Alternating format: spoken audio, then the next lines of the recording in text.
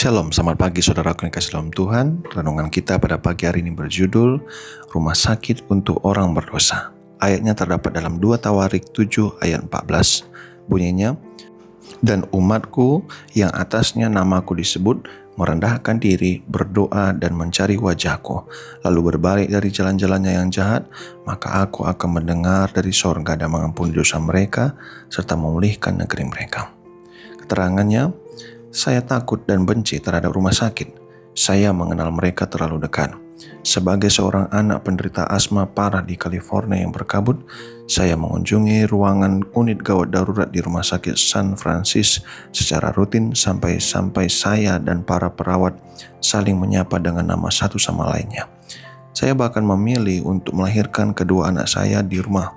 Jadi ketika saya baru-baru ini memeriksakan diri ke pusat medis setempat untuk menjalani operasi rawat jalan, itu dilalui dengan banyak keluh kesah dan ragu-ragu bercampur takut.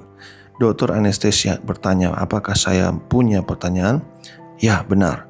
Saya meringis saat seorang mahasiswa keperawatan bergulat dengan jarum infus seukuran kait jerajutan ke pembuluh darah saya. Saya tidak merokok atau minum alkohol atau makan daging, dan berat badan saya hanya 108 pon.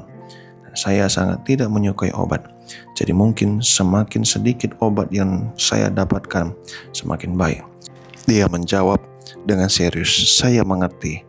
Dan sebelum saya bisa menolak, dia sudah menuangkan isi spuit yang tampak besar itu ke dalam jarum. Apa itu tadi? Saya bertanya dengan khawatir. Hanya sedikit obat anti cemas. Dia menenangkan. Saat kepala saya mulai terasa hangat dan lembek serta ruangan menjadi terasa goyah, semua teori konspirasi yang telah saya tolak selama bertahun-tahun mengambil kemungkinan-kemungkinan baru yang menyeramkan. Pemikiran semi-rasional terakhir saya adalah mereka belum menidurkan saya. Saya masih bisa melarikan diri. Saya sering mendengar dikatakan bahwa gereja bukanlah tempat berkumpulnya orang-orang kudus, melainkan rumah sakit bagi orang-orang berdosa. Saya selalu menghargai analogi itu.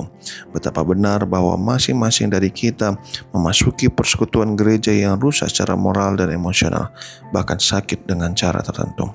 Betapa tidak berhaknya kita memandang rendah sesama pasien karena mereka berbeda dengan atau mencerminkan kekurangan kita. Di sisi lain, saya juga berpikir bahwa jika gereja itu seperti rumah sakit, tidak semua orang bisa menjadi pasien. Setidaknya tidak setiap saat. Betapa bersyukur saya bahwa ada orang-orang di rumah sakit itu yang sehat dan mampu.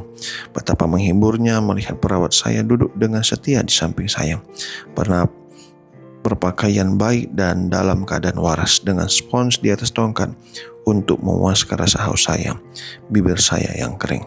Saya senang gereja menjadi tempat yang lebih aman bagi jiwa-jiwa yang terluka. Senang rasanya merasakan dinginnya penolakan secara legisme digantikan oleh kehangatan rohani dan kejujuran emosional. Saya harap kita tidak berhenti sejenak dalam perjalanan menuju pemulihan. Tuhan, bantulah saya untuk menjadi penyembuh jiwa-jiwa yang terluka dalam keluarga, gereja, dan masyarakat. Saudaraku yang dikasih dalam Tuhan, pagi ini kita belajar bagaimana kisah seorang yang takut masuk dalam rumah sakit oleh karena dia memikirkan banyak hal yang negatif. Lalu dia berpikir pada akhirnya bahwa sama seperti sebuah gereja bukanlah tempat untuk orang-orang yang baik, tetapi itu adalah rumah sakit dalam kerohanian, dan itu rumah sakit bagi orang-orang berdosa. Sehingga setidaknya berada dalam gereja kita memiliki kesempatan untuk melakukan hal-hal yang baik.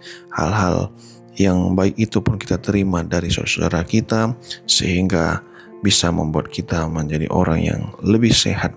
Oleh karena nasihat-nasihat firman Tuhan, pengobatan-pengobatan secara rohani dilakukan di sana. Kiranya melalui renungan ini kita akan semakin sering dan semakin senang untuk ikut dalam setiap peribadatan di dalam gereja. Tuhan memberkati.